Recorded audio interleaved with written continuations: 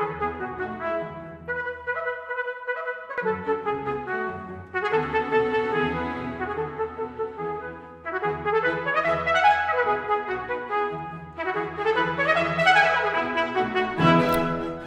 now we're going to discuss embouchure, which might be a new term for you, but it's a very simple thing. It just means the way the lips meet in the mouthpiece and the way your face is set up when you play. So this is my embouchure.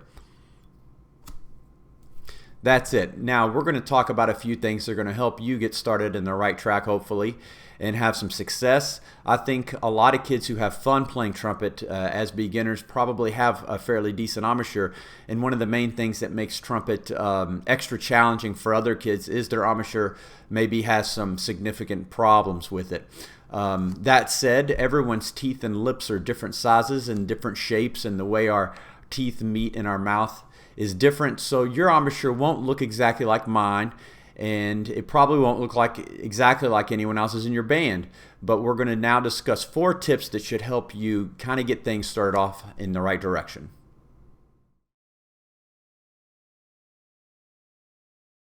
Your embouchure. Number 1 is that we basically want a 50-50 balance, or half top lip and half bottom lip in the mouthpiece. So we want it to kind of look like this. Right? So half of the mouthpiece is filled with the bottom and half is filled with the top.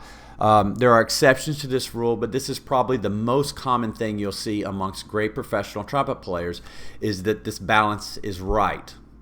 Rule number 2 is we want to keep the lips somewhat rolled in when we play. We don't want the lips puckering out, but we want them a little bit rolled in, so that way the tissue on the lips is just a little bit hidden. See how I'm doing that? Versus out, in. I look kind of silly on there, don't I? Yeah, that's the way it goes. Tip number 3 is that we want to basically play in the middle. We don't want to be way off to one side or way off to the other side. Just somewhere basically in the middle. And it doesn't have to be dead underneath your nose. It can be over here a little bit, or over there a little bit. That's perfectly fine. And this depends on your teeth and just your personal setup. The way that works exactly for me isn't going to be the way that works exactly for you, but we're probably both going to be generally in the same area.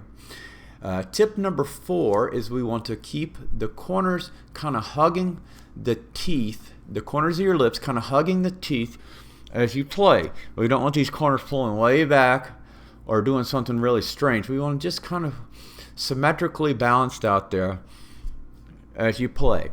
So a quick recap. We want half top lip and half bottom lip in the mouthpiece. We want the lips rolled in a little bit. And then we want to kind of stay in the middle there. And we want our corners kind of rolled in. And that should work pretty well for us. Again, there'll be exceptions to all this, and I'm sure you can find much better trumpet players than me that do it differently. But if you look at the majority of those who are successful, I think this is what you're going to see.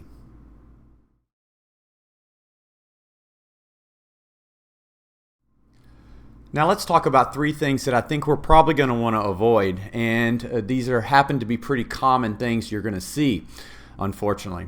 Number 1 is that we don't want to play too low on the lips. In other words, we want to avoid having maybe 30% top lip and 70% bottom lip. So something that kind of looks like this, anything where the mouthpiece is too low is generally going to cause some pretty big problems down the road. You might be successful with it in the 6th grade and 7th grade, but when we get on into high school, I think you're going to prefer having a 50-50 balance like we talked about in the tips.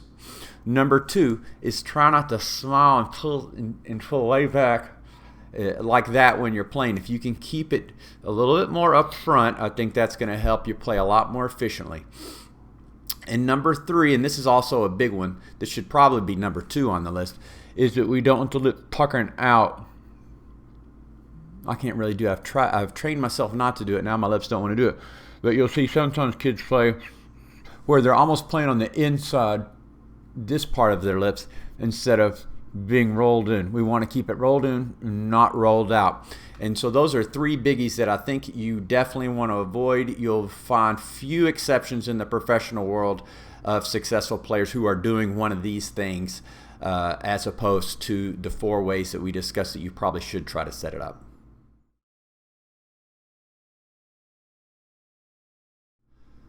One last comment I'll make about embouchure is that I would highly recommend, if at all possible, try to get some advice from a good professional teacher or your band director, some individual attention on how you're setting it up, and try to do this as soon as you can in your playing career. So if you're just now getting started, if you could get a little bit of individual attention and a little guidance right out of the gate, I think you'll find that you're much happier in the long run.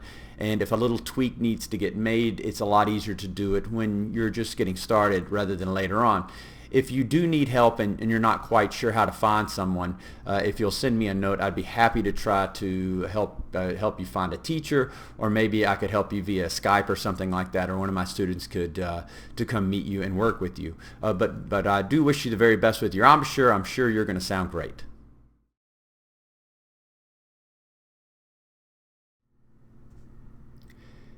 In this listening session, we're going to check out Matthias Höfs, who is a very famous soloist. He's an orchestral musician and probably best known for being in the German brass.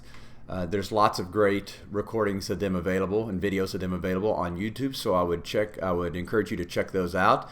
As you can see in the pictures, he's holding a rotary trumpet, which is a little different than the piston trumpets that you're using in band. In the rotary valve, they spin round and round, and where the piston valves goes up and down.